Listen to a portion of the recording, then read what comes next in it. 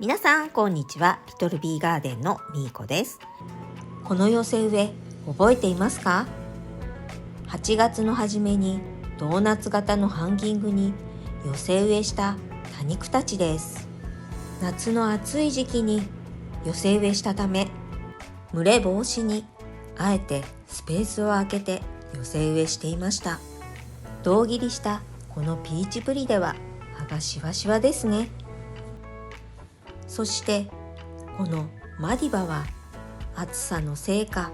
葉が焼けてしまっていました。ロゼットも大きく成長していたので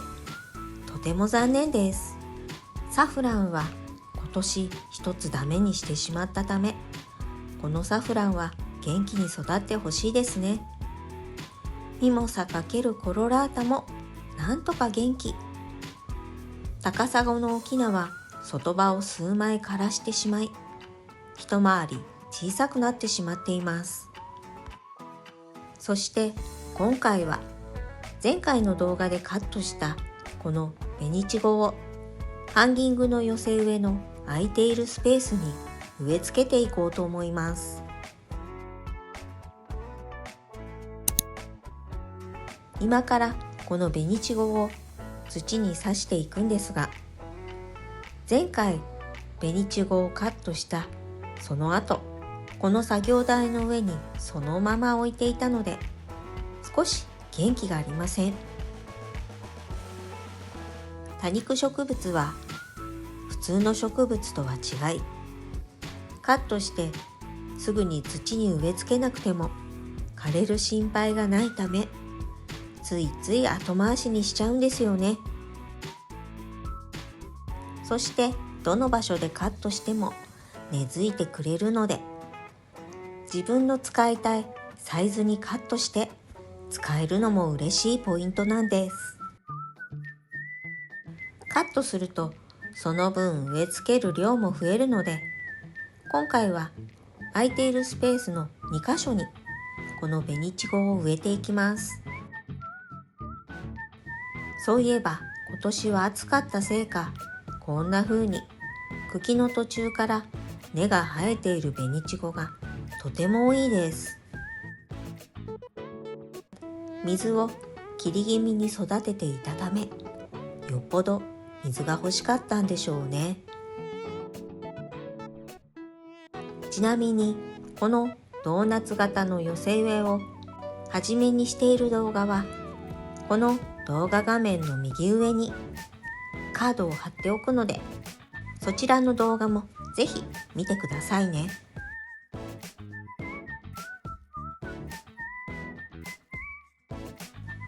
このドーナツ型のハンギングの寄せ植えを作るときに使った土は水持ちのいい土にしていますが、思ってた以上に土が乾燥するのが早くて、正直この土の乾燥の速さには驚きました。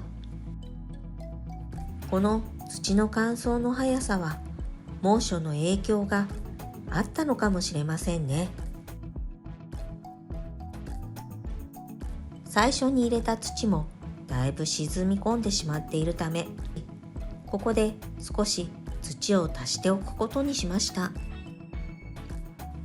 これはベニチゴを植え付ける前にやっておくべき作業でしたね。入れた土の表面をピンセットの先で軽く平らに整えておきます。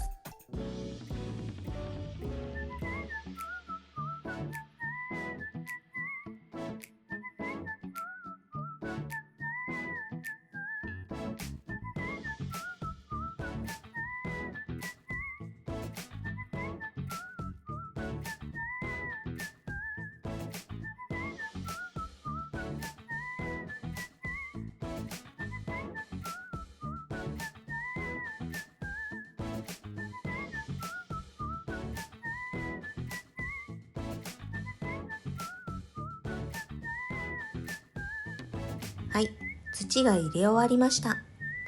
ここで作業台の上に置いてあった鉢に火祭りがあったので、火祭りの今すぐやっての動画でカットしたように葉のすぐ上でひまつりをカットして、ついでにここに寄せ植えしておきます。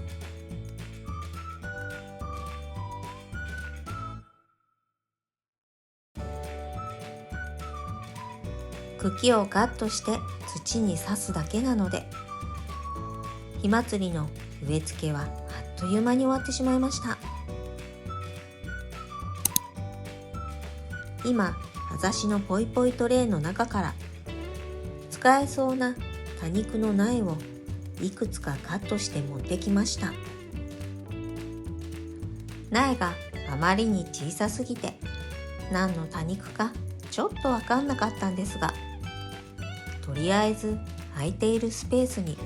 植え付けていきます。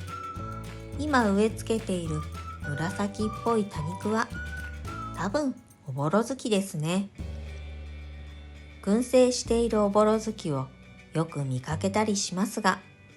暑さや寒さにも強く、葉ざしでもよく増えてくれる多肉です。これはクラウディアですね。エッジが薄く色づいているので分かりやすかったです。今手にしているのはプロリフェラ。このプロリフェラも葉ざしでよく増えてくれる多肉です。この取った多肉の下葉はまたポイポイトレイにポイッと入れておきました。はい、とりあえず途中経過はこんな感じです。ポイポイトレイの多肉もカットしたひまつりもこのままうまく根付いてくれるといいんですが、11月にまさかの多肉を焦がしてしまうという失態も過去に犯しているため、9月も後半ですがまだまだ油断はできません。そうそう、気になっていた畑の多肉の様子です。セダムはなんとか残っていましたが、ルビーネックレスは枯れ葉の下に隠れているのか姿が見当たりません。パンジーは貧相になってしまいましたが、ピーチブリデは元気そうですね。このピーチブリデは寒さに弱いため、寒くなる前に鉢上げしてあげようと思っています。はい、今ちょっとね、見た目が可愛いドルフィンとこのホワイトホース2つの苗を持ってきて、大きいロゼットの子をカットして、これを寄せ植えの空いているスペースに植え付けていこうと思います。ホワイトホース、コロンと丸く縮こまっている姿がとても可愛いです。このホワイトホースは水をあげすぎると下葉が全部ポロポロと落ちてしまうので、この夏はなるべく水を切り気味にして育てていました。カットした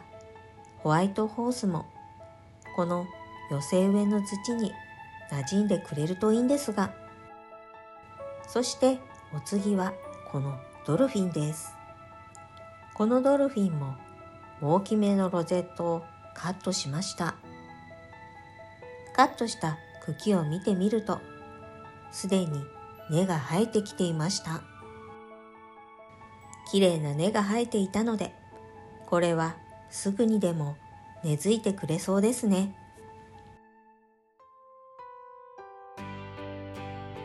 そして今日の寄せ植え最後はこのルビーネックレスです。先ほどカットしておいたので、これをどこかに植え付けたいんですが、ネックレス系は一番最初に植え付けるのが本当はいいんですけどね。とりあえず高砂の沖菜の後ろ側に植えておくことにしました。この時茎をしっかり土に差し込んであげると早く根付いてくれます。はい、ということで今日はこのドーナツ型のハンギングの寄せ植えに多肉を足していきました。いかがだったでしょうか。空いているスペースがまだありますが、気温が高い日もあるため、とりあえずはここまでです。もう少し涼しくなり、セダムたちが元気になったら、このドーナツ型のハンギングの仕上げにセダムを植え付けて寄せ植えを完成させたいと思います。この動画が良かったなんて思っていただけたら、高評価とチャンネル登録をよろしくお願いします。今日も最後までご視聴ありがとうございました。水やりをして終わりたいと思います。それでは次の動画でお会いしましょう。またね。